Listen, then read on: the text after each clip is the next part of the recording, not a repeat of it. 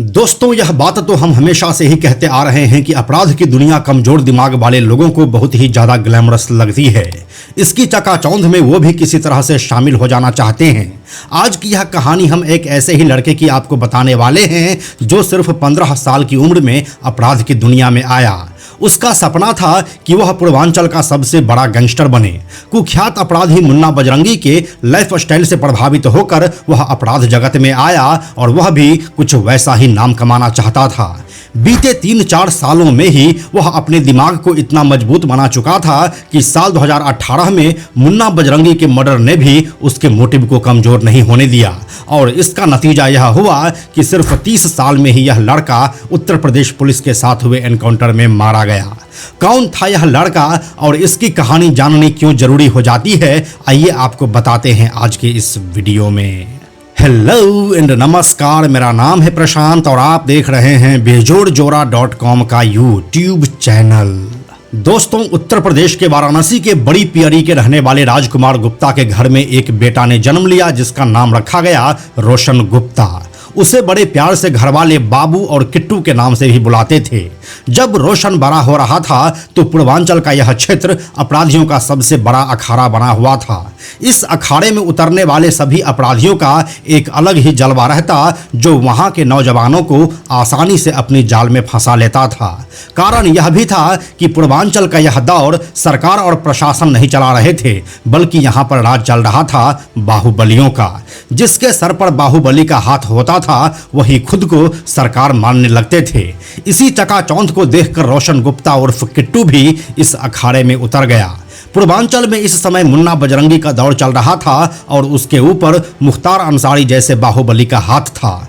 मुन्ना बजरंगी का भौकाल इस समय अपने चरम पर था और अब रोशन गुप्ता उसे देखकर पूर्वांचल का दूसरा मुन्ना बजरंगी बनने की चाहत पालने लगा था।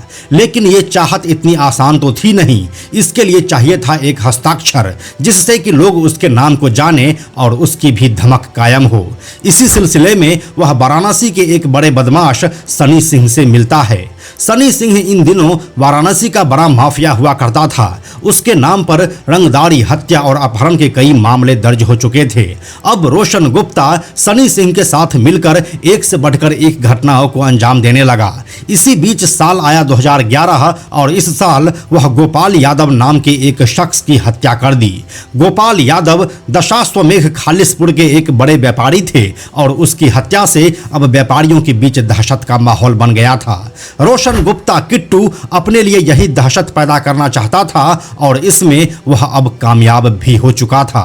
रोशन गुप्ता के आपराधिक इतिहास को अभी 4-5 साल ही हुए थे कि उसके ऊपर वाराणसी और गाजीपुर के अलग अलग थानों में हत्या के साथ हत्या की कोशिश में 9 और रंगदारी सहित कई संगीन जुर्मों में 34 मुकदमे दर्ज हो चुके थे। लेकिन 29 जुलाई 2015 को रोशन गुप्ता को झटका तब लगा जब सनी सिंह को यूपी एसटीएफ ने मंडलीय अस्पताल के पास एक एनकाउंटर में ढेर कर दिया। सनी सिंह के मारे जाने के बाद रोशन गुप्ता ने कुख्यात अपराधी मनीष सिंह का हाथ पकड़ा। अब मनीष सिंह, सोनू और रोशन गुप्ता ने कारोबारियों से रंगदारी मांगने का धंधा बढ़ा दिया। यह सिलसिला आगे बढ़ता रहा और फिर साल 2020 में 15 नवंबर को रोशन गुप्ता का नाम उस वक्त पूरे देश ने जाना जब उसका एक सीसीटीवी फुटेज देश भर के मीडिया चैनल्स में दिखाया जाने लगा।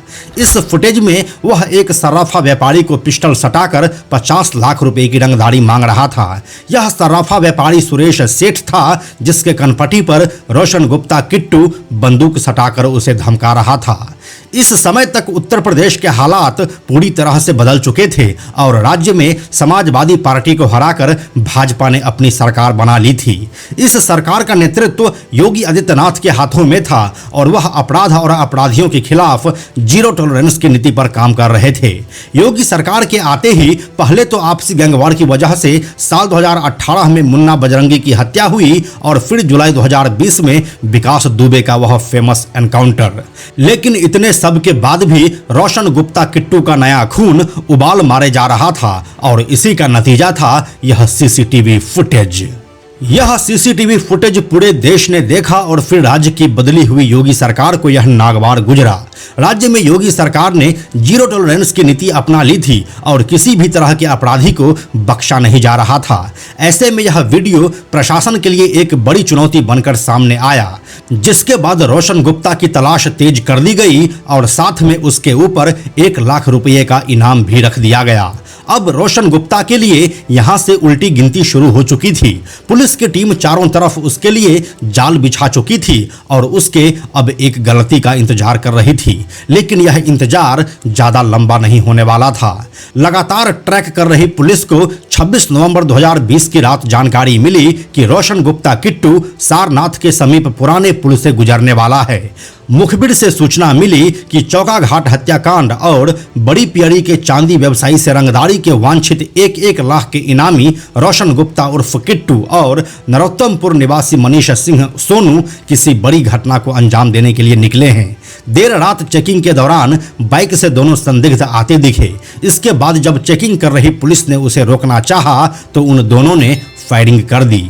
इसके बाद जब पुलिस ने जवाबी कार्रवाई की तो रोशन गुप्ता किट्टू के सीने में बाएं तरफ गोली लगी और वह वहीं पर गिर पड़ा, जबकि अंधेरे में मनीष सिंह सोनू भाग निकला।